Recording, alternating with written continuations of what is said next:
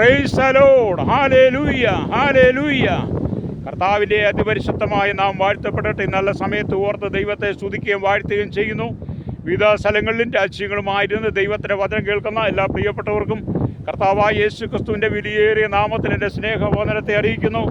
അല്പസമയത്തെ ദൈവവചന ചിന്തയ്ക്കായി ഒരു ദൈവവചന ഭാഗം വായിക്കുന്നു. ഉൽപ്പത്തി പുസ്തകം 29-ാം അധ്യായം അതിൻ്റെ 35-ാമത്തെ വാക്യം. അവൾ പിന്നെയും ഗർഭം ധരിച്ചു, ഒരു മകനെ പ്രസവിച്ചു.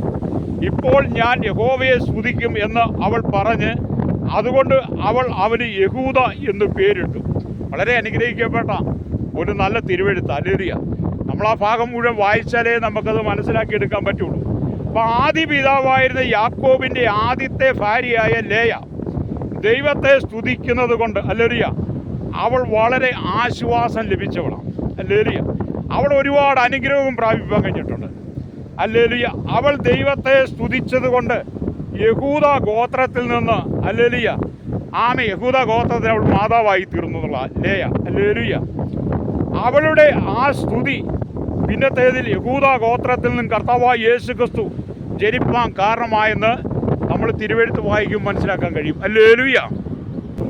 അപ്പം ദൈവത്തെ സ്തുതിക്കുകയും ദൈവത്തെ മഹത്വപ്പെടുത്തുകയും ചെയ്യുമ്പോൾ ജീവിതത്തിൽ നാം അറിയാത്ത നന്മകളും സന്തോഷങ്ങളും ദൈവം നമുക്ക് നൽകും. മാത്രമല്ല പിന്നത്തേതിൽ നമ്മുടെ തലമുറകളെ പോലും അനുഗ്രഹിക്കും എന്നുള്ളതാണ്.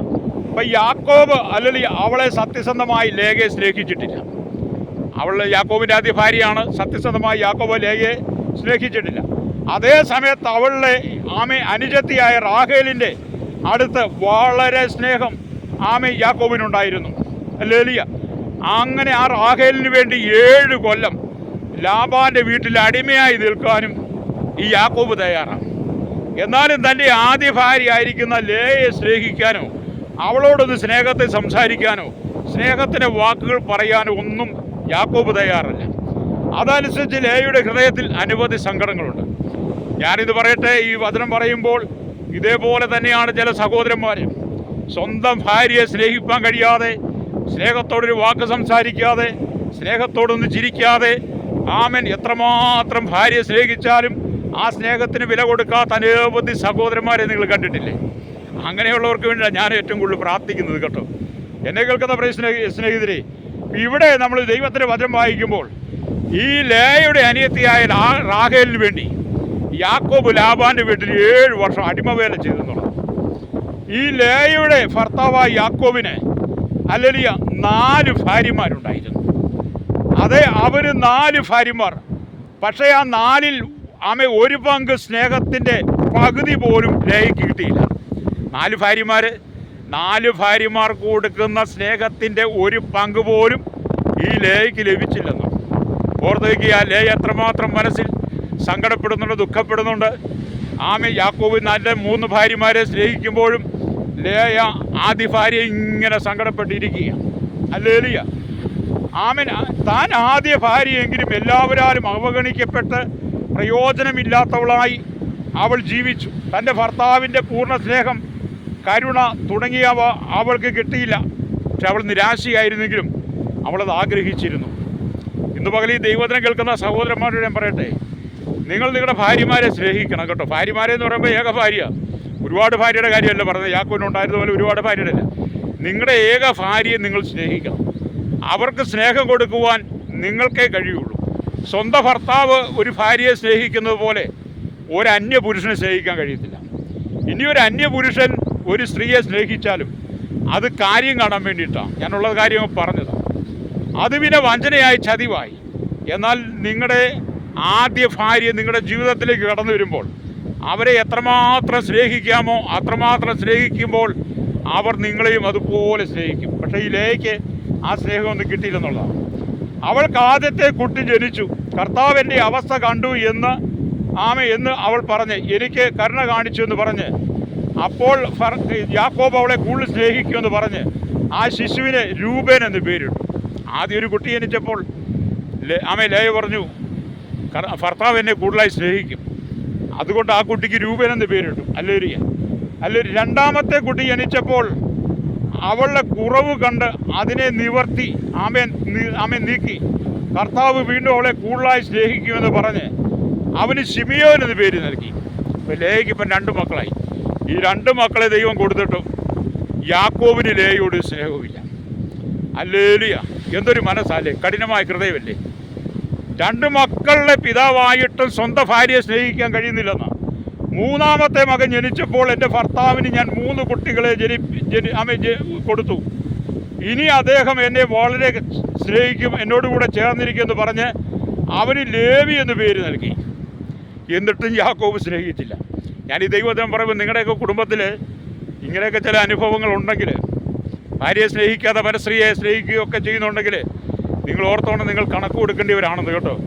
അപ്പം 3-ാമത്തെ കുട്ടിയെ പ്രസവിച്ചിട്ടും യാക്കോബ് അവളെ സ്നേഹിച്ചില്ല.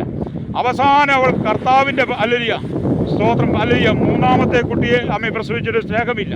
ഒന്ന് ഓർത്ത് നോക്കി. അങ്ങനെ അവൾ ലേവി എന്ന് പേരിട്ടു. ഇവയെല്ലാം സമയം അവിടെ ദുഃഖം മാറിയില്ല. ഭർത്താവിൻ്റെ സ്നേഹത്തിന് വേണ്ടി പ്രതീക്ഷിച്ച് അവൾക്ക് പൂർണ്ണ നിരാശയായിരുന്നു. അവസാനം അവൾ എന്ത് ചെയ്തു? സ്നേഹത്തിന് പ്രതീക്ഷിച്ചിട്ടും സ്നേഹം വിട്ടാതെ വന്നപ്പോൾ അവൾ കർത്താവിനെ ആശ്രയിച്ചു. ഹല്ലേലൂയ! ഞാൻ പറയട്ടെ സ്നേഹിതരെ, ഈ ഭൂമിയിലെ സ്നേഹം എന്നൊക്കെ പറയുന്നത് താൽക്കാലികമാണ് കേട്ടോ. ഹല്ലേലൂയ! അപ്പം ലേയ അല്പസ്നേഹത്തിന് വേണ്ടി ഭർത്താവിൻ്റെ ഇഷ്ടങ്ങൾക്കെല്ലാം നിന്നിട്ടും അവൾക്ക് സ്നേഹം കിട്ടാതെ വന്നു കഴിഞ്ഞപ്പോൾ അവൾ അവസാനം എന്ത് ചെയ്തു? അവൾ ദൈവത്തെ സ്നേഹിക്കുവാൻ തീരുമാനിച്ചു. തൻ്റെ സങ്കടങ്ങൾ, തൻ്റെ വേദനകൾ, ദുഃഖങ്ങളെല്ലാം ദൈവത്തോട് പറയുവാൻ തുടങ്ങി. അങ്ങനെ തൻ്റെ ഹൃദയം ദൈവത്തിന് പകർന്നപ്പോൾ എന്ത് ചെയ്തു? യാക്കോബ് കൊടുക്കുന്നതിനേക്കാൾ ശ്രേഷ്ഠമായ സ്നേഹം അവളുടെ ഹൃദയത്തിലേക്ക് ഇറങ്ങി വന്നെന്ന. എന്നെ കേൾക്കുന്ന മാതാവേ, പിതാവേ, സഹോദര, സഹോദരി, ഇതേപോലെയുള്ള അനുഭവത്തിലൂടെ സ്നേഹം കിട്ടാതെ നീ കടന്നു പോകുന്ന വ്യക്തിയാണോ? ഭർത്താവിൻ്റെ സ്നേഹത്തിന് വേണ്ടി നീ കൊതിക്കുന്നുണ്ടോ? അതുപോലെ തന്നെ സഹോദര, നീ ഭാര്യയുടെ സ്നേഹത്തിന് വേണ്ടി കൊതിക്കുന്നുണ്ടോ? അതോ നിങ്ങൾ 2 പേരും ഛിന്ന ഭിന്നമായി പരസ്പരം മിണ്ടാതെ ഒരു വീട്ടിൽ താമസിക്കുന്നവരാണോ? അങ്ങനെയുള്ളവരും ഉണ്ടല്ലോ. എന്നാൽ ഞാൻ പറയട്ടെ, ഈ ഭൂമി നമുക്ക് താൽക്കാലികമാണ്. ഇവിടുത്തെ ജീവിതം താൽക്കാലികമാണ്. ഈ ഭൂമി വെച്ച് ഭാര്യയെ സ്നേഹിക്കാനും ഭാര്യയ്ക്ക് ഭർത്താവിനെ സ്നേഹിക്കാനും കഴിഞ്ഞില്ലെങ്കിൽ നാം നല്ല ഈ ലോകത്തുനിന്ന് മാറ്റപ്പെടുമ്പോൾ നമുക്കൊരിക്കലും നിത്യതയിൽ ചെന്നെത്തുവാൻ കഴിയില്ല. ഇവിടെ നമ്മൾ എന്താണ്? ഭാര്യ ഭർത്താവിനെ സ്നേഹിക്കുന്നു, ഭർത്താവ് ഭാര്യയെ സ്നേഹിക്കുന്നു പറയുമ്പോൾ അത് ദൈവം കണ്ടുകൊണ്ടിരിക്കുന്ന ഒരു മഹൽ പ്രവൃത്തിയാണ്. ഇവിടെ ദൈവം നമ്മെ ന്യായം വിധിക്കും കേട്ടോ. ഹല്ലേലൂയ! ഒരിറ്റ സ്നേഹത്തിന് വേണ്ടി ഹല്ലേലൂയ ഭാരപ്പെടുന്നവൾ. അങ്ങനെ വീണ്ടും ഹല്ലേലൂയ അവൾ ദൈവത്തെ കണ്ട് സന്തോഷിക്കാൻ തുടങ്ങി. തൻ്റെ സകല ഭാരങ്ങളും കർത്താവിൻ്റെ പക്കൽ ഏൽപ്പിച്ചു. കർത്താവിനെ സ്തുതിച്ചു, സന്തോഷം കണ്ടെത്തി. അതുകൊണ്ട് അവൾക്ക് 4-മതായൊരു മകൻ ജനിച്ചപ്പോൾ ഇപ്പോൾ ഞാൻ യഹോവയെ സ്തുതിക്കുമെന്ന് പറഞ്ഞവൾ അതുകൊണ്ട് അവന് യഹൂദ എന്ന് പേരിട്ടു. ഉൽപ്പത്തി പുസ്തകം 29:35. അപ്പം 4-ാമത്തെ മകനെയും ലേയ പ്രസവിച്ചു. ആ ലേയ പ്രസവിച്ചപ്പോൾ അവന് യഹൂദ എന്ന് പേരിട്ടു. യഹൂദ എന്ന വാക്കിൻ്റെ അർത്ഥം സ്തുതി എന്നാണ്. ഹല്ലേലൂയ! ഇപ്പോൾ ഞാൻ യഹോവയെ സ്തുതിക്കും എന്നാണ്. എന്നെ കേൾക്കുന്ന പ്രിയ സ്നേഹിത, മാനസികമായി തകർന്ന നിരാശയുടെ, സങ്കടത്തിൻ്റെ, ദുഃഖത്തിൻ്റെ നടിയിലൂടെയൊക്കെയാണോ നീ കടന്നു പോകുന്നത്? നീ ദൈവത്തെ സ്തുതിക്കുകയാണെങ്കിൽ നിൻ്റെ ജീവിതത്തിനകത്ത് ചില അത്ഭുതങ്ങൾ നടക്കും കേട്ടോ. ഞാൻ പറയട്ടെ, ആരുടെയും സ്നേഹം കിട്ടിയില്ലെങ്കിൽ ലേയ ദൈവസനിൽ ചെന്ന് ദൈവത്തെ സ്തുതിച്ച് ദൈവത്തെ മഹത്വപ്പെടുത്തിയപ്പോൾ അവളുടെ ഹൃദയത്തിലൊരു സ്നേഹം കിട്ടിയതുപോലെ ഇന്ന് പകൽ ദൈവം നിങ്ങളെയും അനുഗ്രഹിക്കാൻ ആഗ്രഹിക്കുകയാണ്. സ്നേഹം നഷ്ടപ്പെട്ട് നിരാശയുടെ ദുഃഖത്തിലൂടെ കടന്നു പോകുന്ന ശ്രോതാവേ, ഞാൻ നിങ്ങൾക്ക് വേണ്ടി പ്രാർത്ഥിക്കാൻ പോവുകയാണ്. എന്നെ കേൾക്കുന്ന സഹോദരി, നീ ദൈവത്തെ സ്തുതിക്കുക. ദൈവം അത്ഭുതം ചെയ്യും. പരിശുദ്ധ ഞങ്ങളുടെ നല്ല ദൈവമേ, സ്വർഗ്ഗ പിതാവേ, അനുഗ്രഹിക്കപ്പെട്ട നല്ല സമയത്തിനായി ദൈവത്തെ സ്തുതിക്കുന്നു. കർത്താവേ, യാക്കോബ് തൻ്റെ ഭാര്യ ലേയെ സ്നേഹിപ്പാൻ കഴിയാതെ അവൾ നിരാശയും ദുഃഖത്തിലൂടെ കടന്നുപോയോട് ഇന്ന് അനവധി ആളുകൾ ഇതേ അനുഭവത്തിലൂടെ കടന്നു പോകുന്നവരുണ്ട്. കർത്താവെ, ലേയ ദൈവത്തെ സ്തുതിച്ചപ്പോൾ അവൾ അതുവരെ അനുഭവിക്കാത്ത ദൈവിക സമാധാനം ലഭിച്ചതുപോലെ കർത്താവ് ഇന്ന് കഷ്ടത്തിലൂടെ കടന്നു പോകുന്ന അനവധി സഹോദരന്മാർ കുടുംബത്തിൽ സമാധാനവും സ്വസ്ഥതയും ദൈവസ്നേഹത്താൽ നിറയ്ക്കണമേ. യേശുവിൻ്റെ നാമത്തിൽ തന്നെ ആമേൻ.